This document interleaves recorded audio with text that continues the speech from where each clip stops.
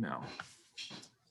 Everybody, welcome back to another episode of Mentality Mondays Healthy Masculinity Conversation Series. I'm Magnus Dallier, one of your hosts, and we're here today with members of the men's rugby team. We'll introduce themselves in just a few moments to talk about masculinity, sports, competition, all sorts of fun stuff. This is the second episode of a student organization guest podcast. We're very excited to have more students joining us today. If you're interested in more of that in the future and you want to get your org involved, just let us know. I'm going to let my co-host introduce himself, and then we'll go around, share some introductions, and get started with the questions today. Hi, everyone. My name is Anthony Siliberto. I am one of the assistant directors in fraternity and sorority programs here at Tulane, and also one of the co-leads for the Mentality Project. And I'm very excited to be able to start doing student interviews or student conversations around healthy masculinity and what that means to them. So our first question is for people who don't know much about the sport. Can you briefly describe what it's like to play rugby? And also please introduce yourselves when you're speaking. My name is Nate Beach. I am a senior. I'm one of the co-captains of the men's rugby team. And playing rugby is, I guess, taking a big step. It's not a sport that's really big in the United States. It's growing, but the easiest way to describe it to people to get them interested is basically saying it's football without pads. Obviously, it's not that simple. You get a lot of rules that you don't have, but it's basically a mix of football, soccer, and a bunch of other sports that have complicated rules just all kind of jumbled together. But yeah, that's just kind of what I introduce people to it as. Everyone, I'm John. As Nate said, rugby is probably one of the fastest growing sports in North America as of right now. I've always been introduced to rugby as a game for hooligans played by gentlemen. Even though we're all out there without pads, hitting each other at full speed, there is a lot of respect on the field and off the field that players have to follow and give each other.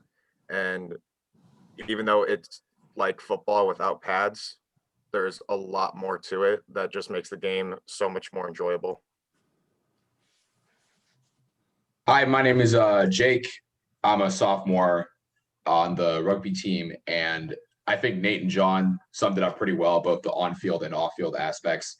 I think football and soccer combined is a very good description. You know, it's kind of got the this is going to sound great, but the violence of football with like kind of the free flow of soccer.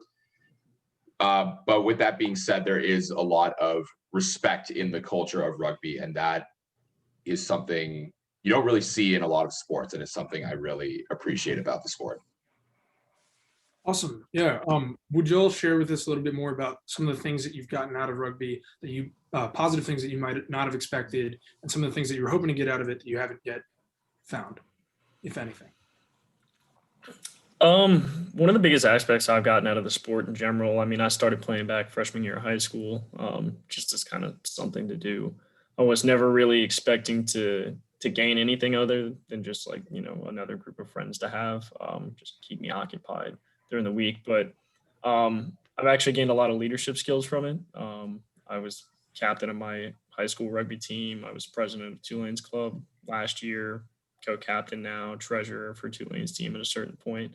So it's given me a lot of, I guess, insight into basically like how to run a team, how to kind of like maintain a level head and make sure that everybody is working together as a team and kind of being a neutral aspect in like a large group of diverse people that may or may not have background with the sport, you know, and may or may not get along with teammates sometimes. And like, you kind of just have to navigate that. But I've gained a lot of just off-field experience, I guess you could say. And then on top of that, obviously, I've gained a knowledge of the sport itself and kind of developed myself personally in terms of my athletic ability, my fitness, and things like that as well. That's just a generic part of the sport, though.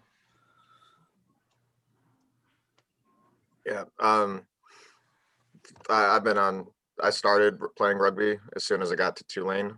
I grew up playing football, but once I got to college, I didn't want to do the time commitment that football has. So I joined the club rugby team just to stay active. And there's just a huge sense of family for the team, just because everyone's out there, even though there are all the positions, everyone still has the same job in practice, work hard, going to games, playing your butt off, trying to win. And just the sense of like working as a team really comes together in rugby, because just to make like another comparison to football you have O line, D line, wide receivers, quarterback, running back. Everyone has their own specific job, but no one's really like communicating together. In rugby, everyone works together. Numbers 1 through 15, the backups, everyone's constantly with each other. And just that sense of teamwork and collaborating with others who you may not hang out with off the field, but having to have that ability to connect with people is a skill that I've definitely learned through rugby. And it's helped become such a long way through school and through jobs out of college. So yeah. So I signed up for the club rugby team kind of on a whim at the Activities Expo my freshman year. I had put my name on a bunch of things and went to all of them, but I kind of stuck with rugby just because, it's a really fun sport. It kept me in shape. But what I didn't expect was, and John briefly touched on this, it's like a brotherhood essentially, like, again, those are your guys you're fighting with. And, communication is such a essential aspect of rugby that it really gives you like leadership skills and the ability to communicate. And I think that translates really well off the field. I will just to add on, there is a huge sense of camaraderie on the field. You can play some teams that are some of the best athletes in the world, but if they don't work together as a unit, you will beat them 100% of the time, just because it requires that everybody be on the same page at a certain level. And when one person starts losing their cool, like, the breakdown begins. And so you all kind of have to work as a unit throughout 80 minutes of hard playing. And you may get set back a couple times. You may be getting beaten down consistently, but, you're always there to pick each other up and kind of talk each other up. Like, mistakes don't, sit on the field. They don't weigh on you because you're thinking about the next play and the guy next to you is telling them to do the same thing. Don't think about that drop pass. Don't think about that missed kick. Get up, make the next play, do what you need to do to make sure your team's all right out there on the field. Yeah, those are all great reasons. It sounds like a lot of communication and leadership, but also with that last point you're going off there, Nate, just support. And like, communication involves and leadership involves support and vulnerability. So these are all really interesting things that I think will bring a fruitful conversation around masculinity too. So Anthony, I don't know if you want to add on to that. Sure. I agree that rugby's fast growing. Have y'all been able to attend any of the New Orleans rugby team games? How do they look? We actually we have the New Orleans Rugby Club that's a part of the men's team here, and then we have the Gold, which is the professional team. We actually have one of their players coaching our team. He was our new hired head coach this semester and last semester. His name's Tim Maupin. He is a outside center and winger for the New Orleans Gold, and he has been here since the formation of the team. He brought a lot of new energy to the team, a different type of energy that we haven't had, at least in my career, on Tulane rugby. Kind of brings up the aggression a little bit, but he's brought kind of new life into the team, gained a lot of interest. This has been our largest freshman class that we've had since I've been here, and I think even prior to that, and I'd probably go to say in the last 10 years, it's probably been the largest freshman class we've had. But yeah, those the freshman team here has been great for not only Tulane but also for the city. They're developing a lot of the youth leagues, a lot of the high school leagues, and a lot of the colleges, not only in Louisiana but also across the Gulf Coast, reaching out to Mississippi and Alabama as well. And they're trying to, just like I said, build the sport in the United States, and eventually we want to make Louisiana feeder teams like such. Tulane, LSU, La Tech, all of those teams feeder teams to the Gold, so they can get a lot of local talent feeding straight back into that team. But the Gold have been great for the entire city and the entire state in general. That's awesome. I have a buddy that kind of works with them in the facility management area, so it's cool to learn from his perspective as well. I'm super interested to learn, how do you all build the communication between your team each year when you have new players, and what does that look like? How has it grown since you've started playing here at Tulane? And what does the support look like in like training new members? So when I started playing rugby, when I first got to Tulane, we more or less didn't really have a coach. We were very self-taught in practices, and as dysfunctional as it was still a really fun experience to be a part of that team. The communication aspect of it comes down to people wanting to play and wanting to be out there and wanting to put the blood, the sweat, the tears, the hard work, the time, the dedication that you need to actually be a functional organization, because that's what we are. And without that, we're more or less just a group of 20 guys who want to stand in a circle and throw a ball around. And you can't operate like that. So I've been at Tulane, I think I'm coming on 6 years now. I've been here a long time, but seeing the growth every year has been a better year for the team, just because we are able to find guys who want to play the sport and want to be around other guys putting in the same amount of work that is required to have a functional winning organization that we more or less have. Yeah, just to touch on that, I guess. Everybody starts at a different level when you come out and play. I mean, a lot of the guys have never picked up the game. They look at rugby, they're like, oh, this might be something that's, cool to join. I mean, I was the same way. I looked at it and I was like, yeah, it's something other than football. I think honestly, one of the big things is rugby is just kind of it can be a casual sport and it can be a competitive sport, but the best part about it is you can mix the two very well and very easily. I mean, when COVID isn't happening, the general rugby tradition is you wake up that morning, you play an 80-minute game or even two, and right after you're grilling burgers, you're having sausages right at the field, you're just hanging out with the guys, both your team and the other team. And if you're not playing a game on a Saturday, you're generally having guys over. You cook breakfast, you'll watch a rugby game that was on, in Ireland or England or, something like that the week prior. And just rewatching, you teach the guys the game, but you're also just kind of hanging out and talking about things.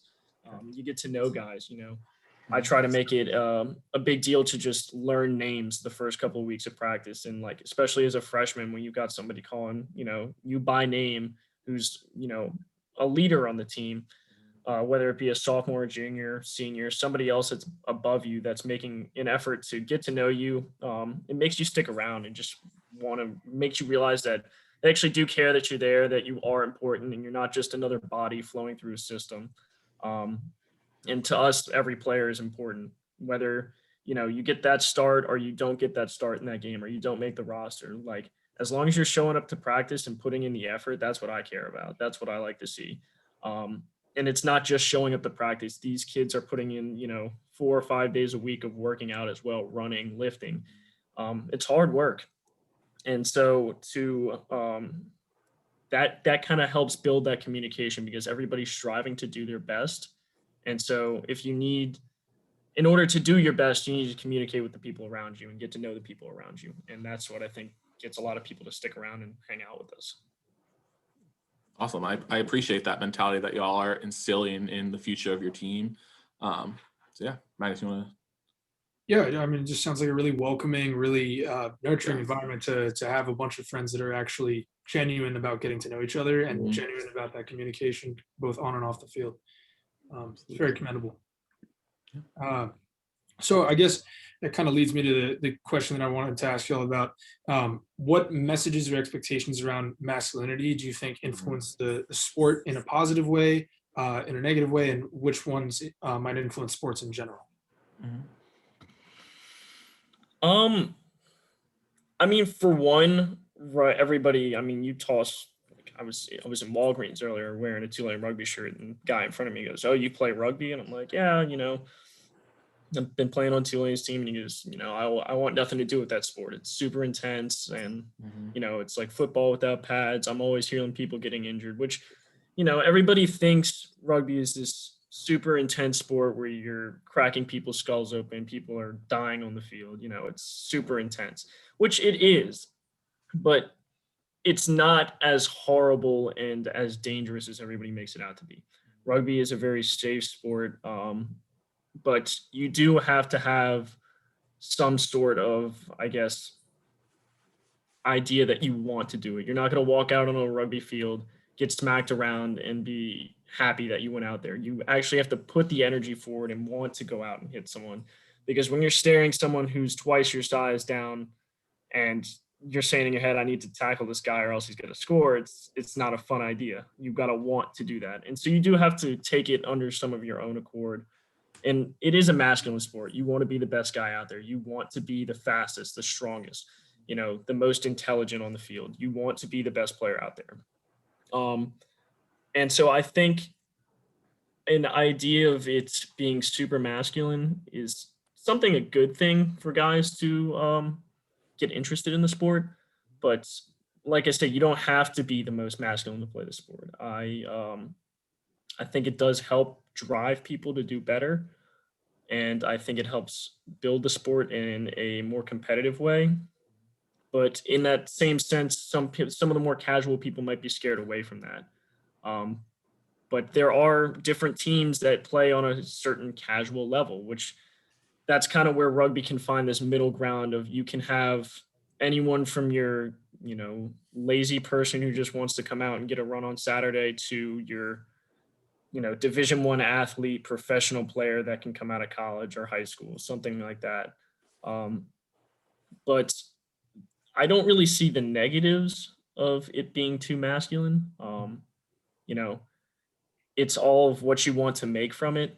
But you do have to be kind of in a loose term, you have to have some balls to go out and want to play it.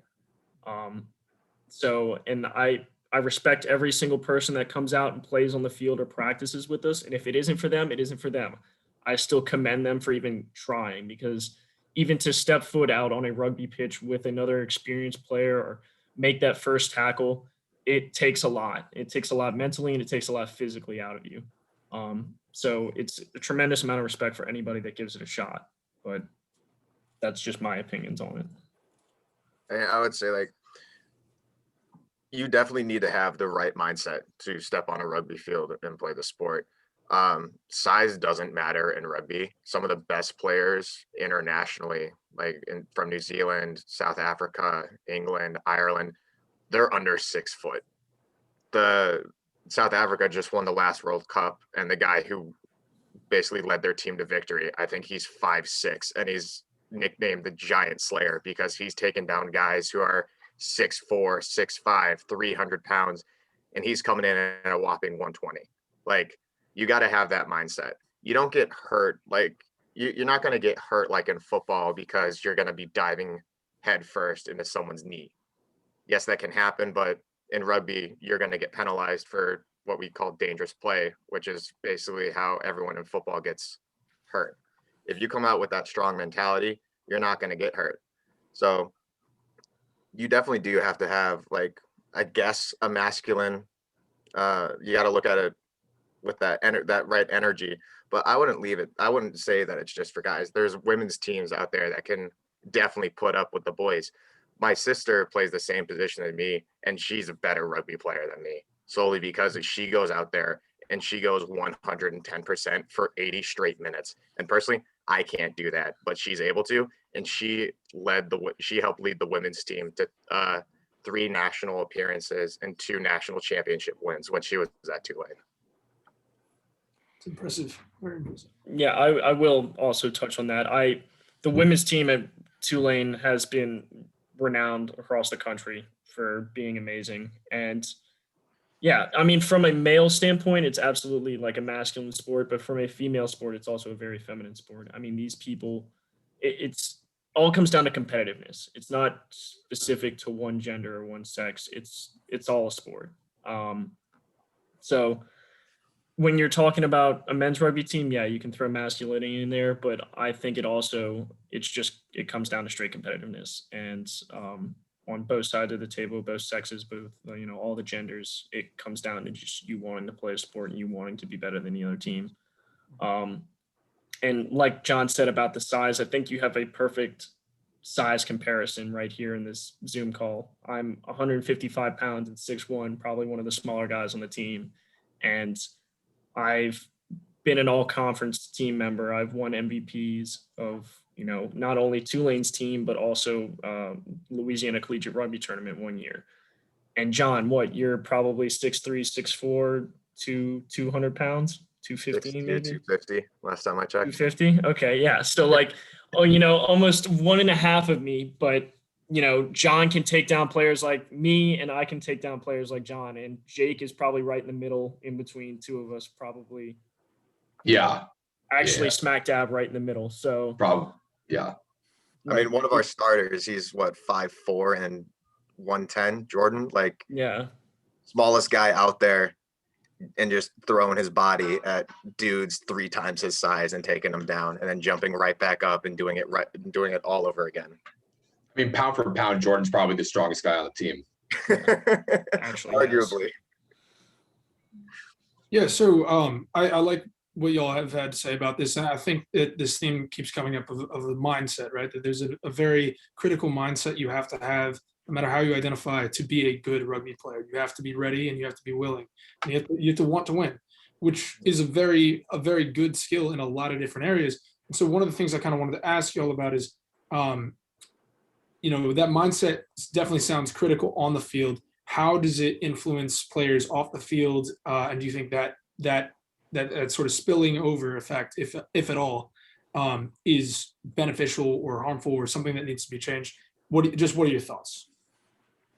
I think go ahead, Jake. I mean, we kind of touched on this before, but I think the on-field and off-field atmosphere of rugby are very different.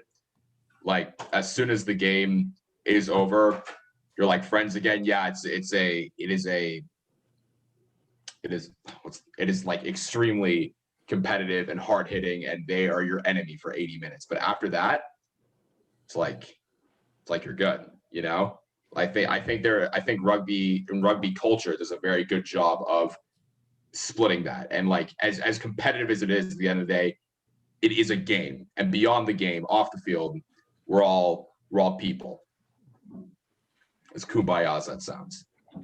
I do think when it comes to being on your own team, you are somewhat, as little or as much you think you are connected to the team. There is a certain level of obligation to your teammates. Mm-hmm. So if you've got a game on Saturday morning, you got to wake up and drive somewhere. If we got to go 3 hours to Mobile to play Spring Hill, or 4 hours to La Tech to play them, and we have to wake up at 6 o'clock and we got to drive up there, you are obligated to set your alarms, make sure you're not getting drunk the night before, and make sure you're not oversleeping, or you're fully hydrated, ready to play.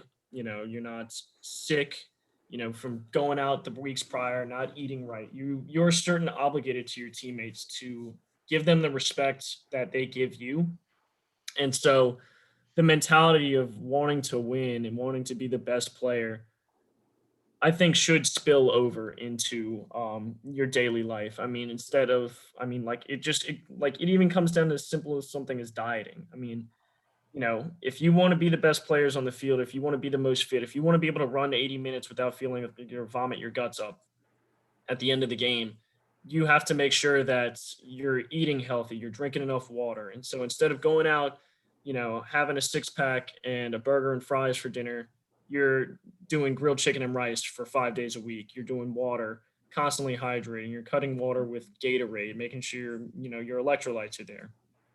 So I do think there's that mindset comes with your obligation to your teammates, that you aren't going to be a bad teammate, and that you're going to support the team in the best ways that you can. Just like they are doing to like the team itself and that they're doing to you in general.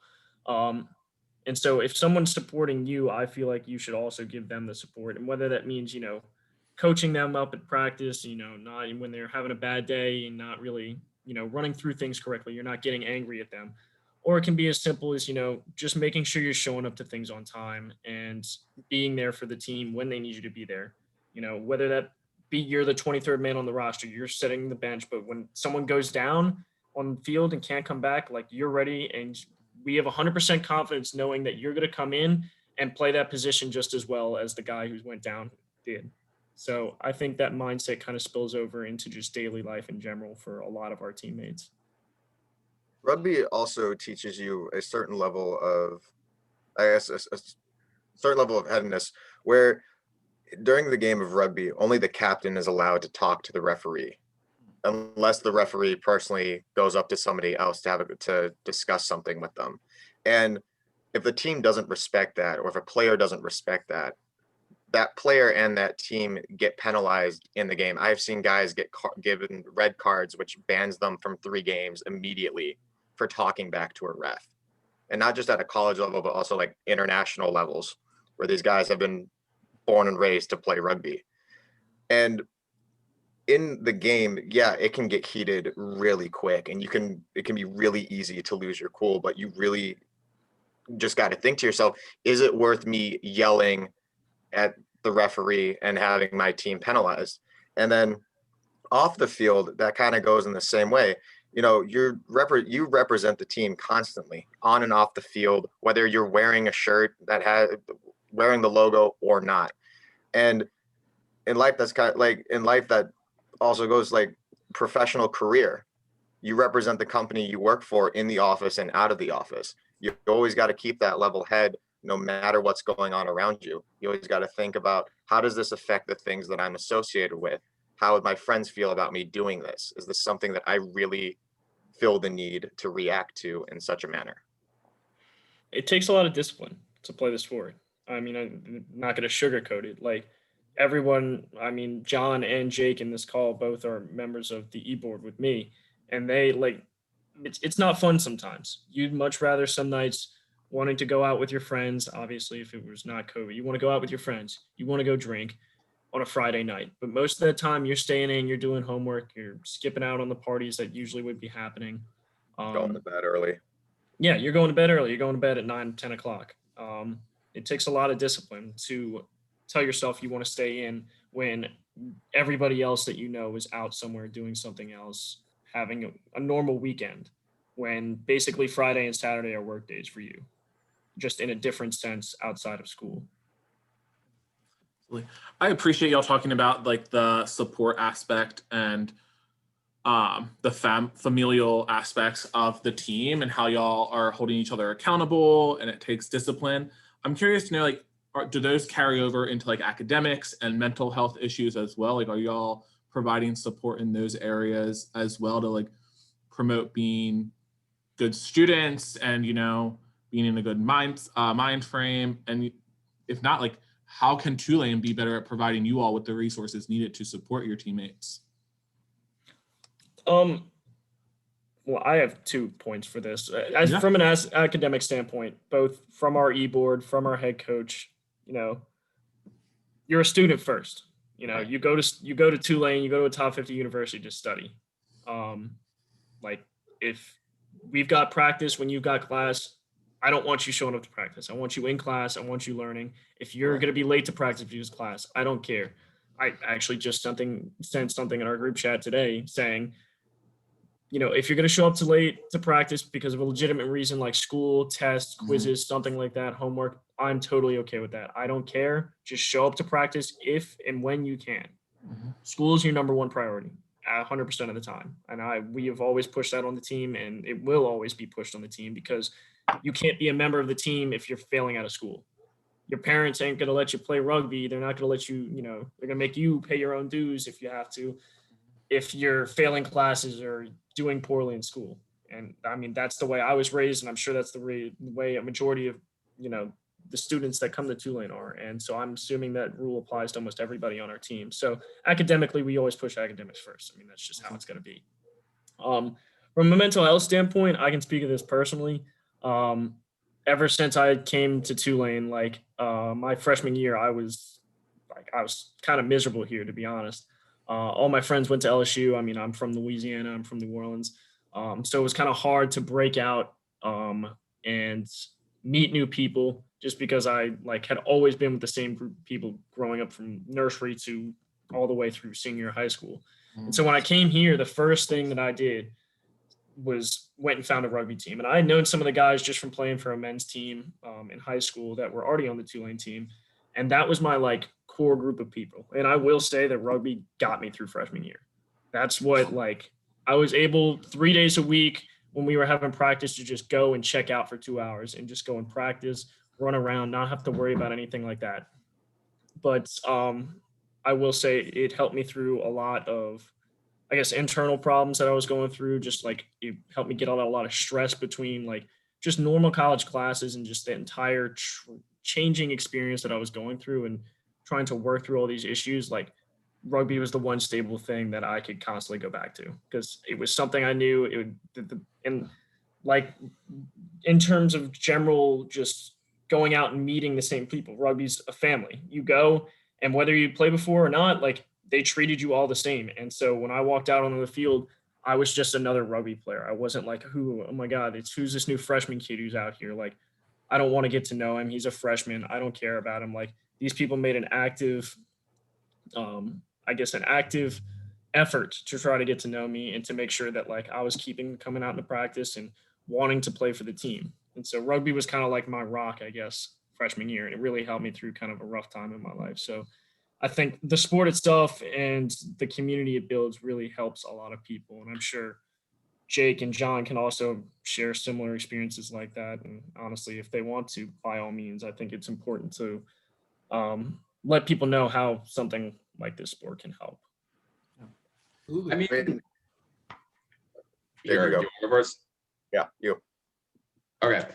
So even recently with our practices were recently postponed, canceled in light of spikes in anticipation of Mardi Gras. And last week we finally just got back to it. Even in our first practice was last Thursday, and just to be back there, it just felt so good afterwards. So as Nate put it, check out for 2 hours and just be out there with your friends, running around, playing a game that you love. And last year, freshman year, I had some internal struggles freshman year as well. And rugby really helped me power through that. It was just something I could go to. It was a release of sorts, Back when we were doing contact, obviously everything now is non-contact with COVID and all, but to just go out on the field or in a practice and just the ability to hit somebody, it's like a sanctioned way to get out any frustration or anger you might have. I will say college can be an extremely stressful time. It's 4 years of hard work just so you can get a job in the future that will support a lifestyle that you want and a family that you may want to have. Being a part of the rugby team is definitely just a sense of just a schedule that is always there. It's a constant place that you can always go into. It's as unsafe as rugby sounds, it is literally a safe space. Being able to go in and check out for 2 hours and just hang out with your friends, then it really is just a great thing to have. And coming in as a freshman, it's so beneficial because you meet people who are so welcoming, and that you are instantly feeling like you're a part of something. Just now that it's crawfish season, we hit up our group chat, be like, hey, we're going to this place that's selling crawfish. We're going to be there around 5. Everyone come. And then we all go get stuffed on crawfish, and then we all just walk back to campus together. There's always something to do. We're always having each other's backs during finals and midterms and stuff. Oh, who's studying for this? I'm going to be in the library. Anyone want to come? It's really just we really are, as Jake put it, a brotherhood. I will say last year's crawfish season was like every weekend was rugby team crawfish day. Like if we Yep. weren't playing a game, then we were going to crawfish on Saturday. If we had a game on Saturday, we were getting crawfish on Sunday. Like that. And like, I honestly think like that type of environment helps people just relax a little bit when you can just go out and chill with your friends. And like, I will say, I think the rugby team still is the most welcoming aspect of anything I've ever had at Tulane. Like, obviously, the Tulane administration tries to make everything as welcoming as possible. They try to make you bond with your floor mates freshman year. You try to make friends in class, doing all these like icebreakers and things like that. But you never really build these connections, I feel like, in environments like that. Like, you build the best friendships when you're not trying to build the best friendships. And so when you go out to practice and you're just talking and hanging out with a freshman or a sophomore that you maybe talked to 2 or 3 times prior to that, like if you're talking to them 2 or 3 times a week, you just build a natural friendship with these guys. And, that's how you end up with like these massive breakfast Saturdays that we used to have when like we would go and we'd have 15 or 20 people in an apartment, all watching rugby, all having eggs and bacon on a Saturday morning. Like that's what gets people to stick around and play. And I think that also that comes in as like everybody comes in the same environment. I mean, I'm sure you could talk to almost everybody on our team and almost everybody on, any team at Tulane, but I think specifically rugby that they've probably had a problem or, a terrible day at school, did terrible on a test, and it was nice to just come out to practice and just hang out. And even if you still feel bad after practice, you at least had that 2 hours where you weren't thinking like, oh my God, what do I have to do to make, this grade? What do I have to do, if for some kids to pay rent or, to, do something that happened. And we don't try to push kids in their personal life. If they want to talk about it, we're always there and they know that. But if they don't want to talk about it, we're the first to, grill up a burger, hand them a beer if they're a legal age, and just be like, hey man, here you go. Like, we're always around. And they know that. And so yeah, when we're allowed to get together, like I'm sure that's the first thing we're gonna do is get a big group of people together and we're just gonna hang out. Because right now at practice, as nice as it is to get, a max of 30 of us out there, it's still not the same with masks and social distancing. And I can tell everybody's itching to just get back to those normal times. But for right now, practice is all we have. And I could tell kids were super happy to finally get back after 3 months last Thursday, just to finally start living like a pseudo normal life with rugby again. Yeah, that's awesome. From everything y'all are describing, it sounds like you guys have done a great job cultivating a welcoming environment that people know they can talk in, but also that you just have this camaraderie, this communication, and sense of support and fun. So it sounds really healthy, really good. And that's something that keeps coming up on this podcast is this idea that, it's not always talked about what aspects of masculinity can be constructive, can be healthy, and are of traditional masculinity that should be preserved because they're good. And in certain ways, they're really useful and really helpful to individuals.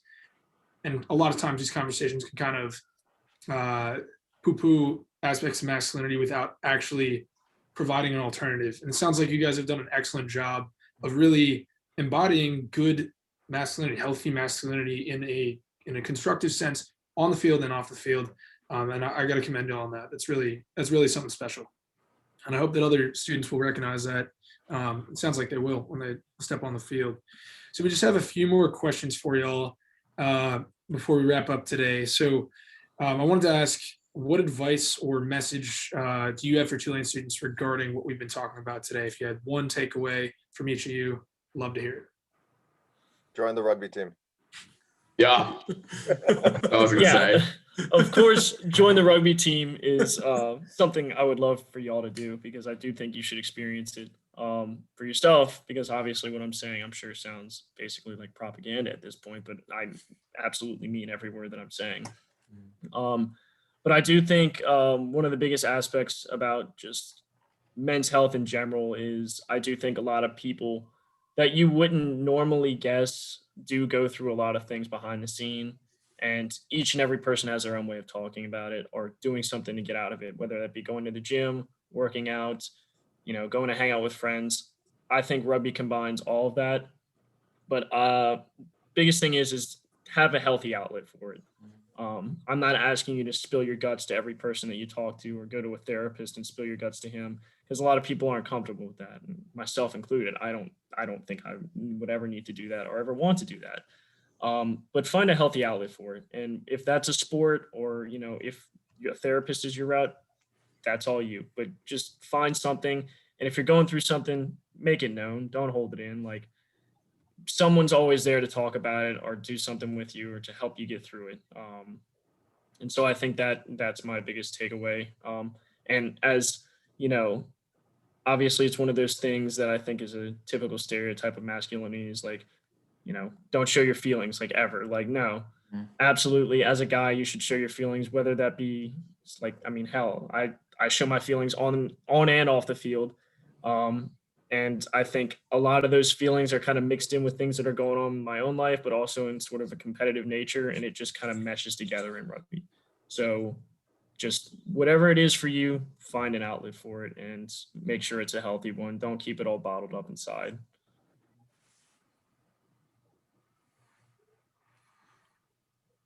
That's great. John, Jake, you had anything you want to add on? I mean, mine would fully agree with what Nate said. Definitely have. Yeah, he summed it up. He summed it up all right. Have some way of supporting yourself that is not, I'm going to go out this weekend and not remember what happened because I decided to destroy my insides with alcohol and other. Yeah, just have like healthy coping mechanisms like that. Yeah, we all go through stuff and like find your own way of getting through that. Have a close friend you can lean on is probably the biggest thing. Like, find a supportive shoulder that will always be there in your darkest times. And also, don't be afraid to be that supportive shoulder as well. Like, let your friend have a rant at you for 5 minutes about their class and be like, man, that sucks. You want to go grab a beer? Like, be that person that people can feel trusting around you, that you can talk to them and that they can talk to you freely, because that's really how you get through your problems. It's not good to keep things bottled up inside. Agreed. I think, being supportive, being able to share what you're feeling is important. And I think that needs to be, being vulnerable is probably the word I want to use, is okay for our male identified individuals out there looking to, share what they're feeling or be the supportive person. It's extremely important. Y'all, I really appreciate you sharing, with us about rugby and the team dynamic that you have. I think the last question we have for you today is, how do you think masculinity programming at Tulane can continue in the future? When y'all are graduated, what do you envision that looking like for your peers? To be honest, I mean, I think nowadays, especially, masculinity can be looked down upon, especially in today's day and age. And I'm not saying you need to go out and be the most masculine person and get in everybody's face about it and, make it seem like you're the most dominant person on the planet.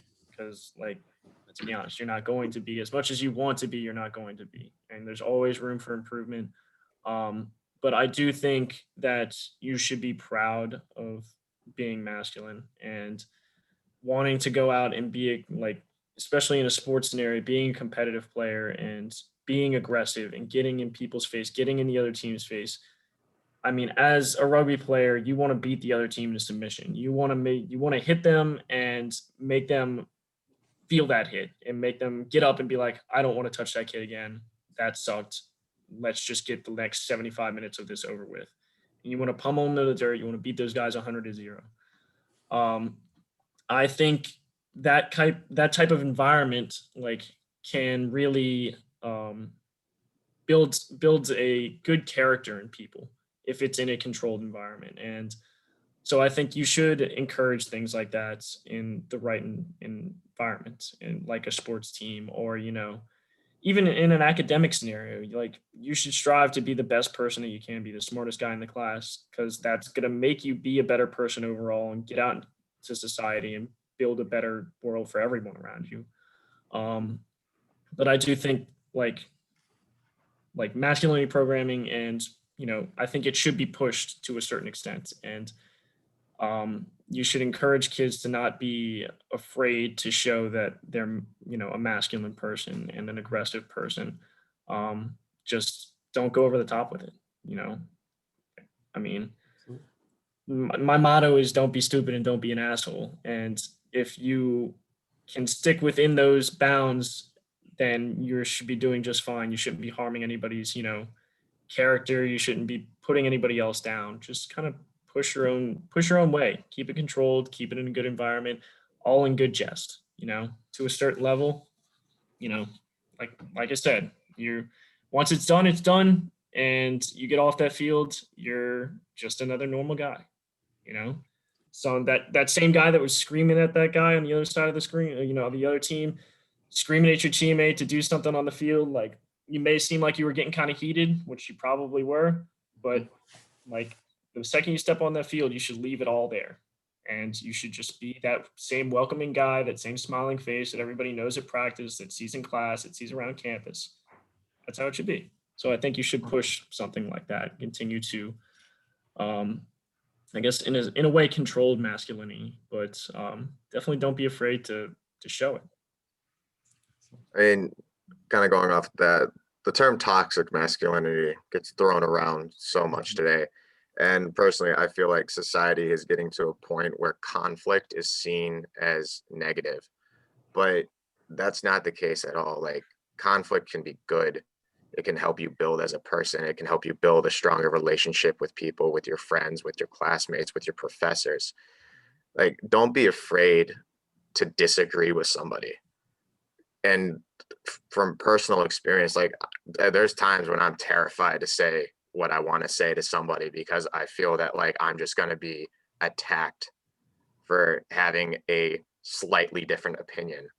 So I find myself in situations a lot where I just keep my mouth shut about certain things, or I will just blatantly agree with somebody even though I don't agree with it, just to avoid it, because I'm scared of having them paint me as this picture, as this like aggressive person who's like always, just, you don't want to hang around them because they're going to scream and yell at you and tell you you're wrong about everything. They're going to mansplain everything. They're just a very toxic person to be around.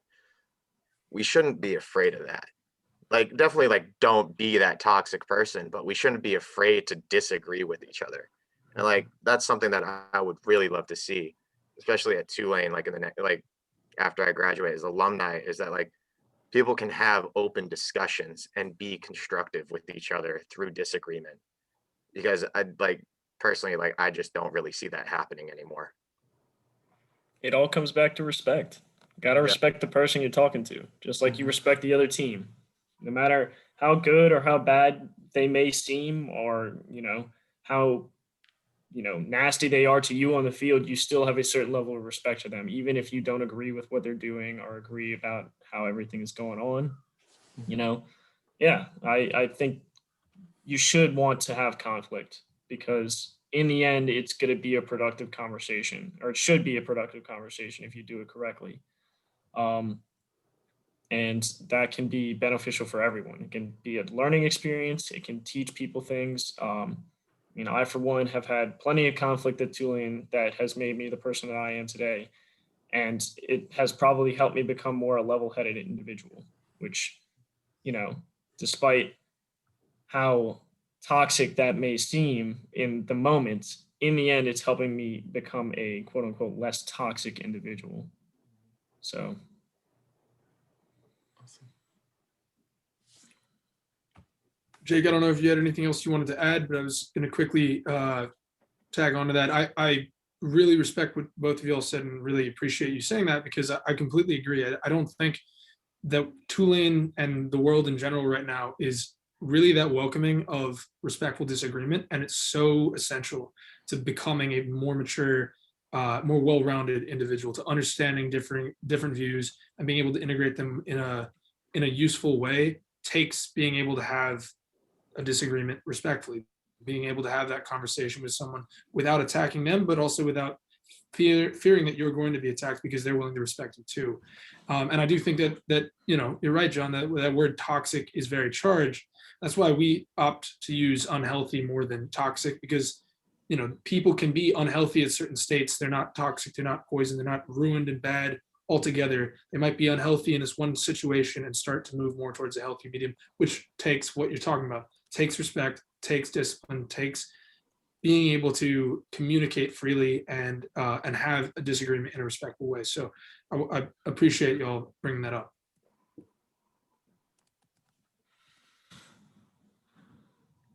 Yeah, I mean, essentially what I wanted to add, and this kind of goes off that, is that you mentioned that there's such a critique of masculinity in society, which isn't inherently a bad thing, but the issue is that there's no like alternative to go with it.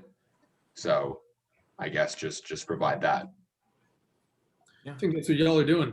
Yeah. You guys are really exemplifying a good alternative or a good example of what healthy masculinity looks like, of taking all of these components that sometimes get talked about as being unhealthy or being taken too far, they're problematic, but channeling them in a very constructive way on the field, and then having that respect and vulnerability and support off the field that breeds such a good, welcoming environment. So I totally agree. I'd like to see more examples of that, but I thank you for sharing with us today how that can look. So I really appreciate y'all participating. Absolutely. Thanks for having us. We really appreciate coming on and giving us a voice to just kind of let everybody know how things operate, I guess, at least from our end. We're not the biggest club on campus, but we're trying to be. And so if we can get a voice out in any way that at least doesn't have to be someone joining rugby, but at least help somebody out who may need it on campus, by all means, that's what I would want. So. Well, we appreciate y'all. Thank you so much for talking with us today. And I hope y'all have a good rest of the week. Hope, the season gets better for y'all, and you guys can continue the practices, hopefully some games in the future, things like that. Absolutely. Yeah, but we really appreciate y'all being vulnerable and talking with us today about your experiences. Thank you. Thanks for having us again. Thank you. Anytime. See y'all.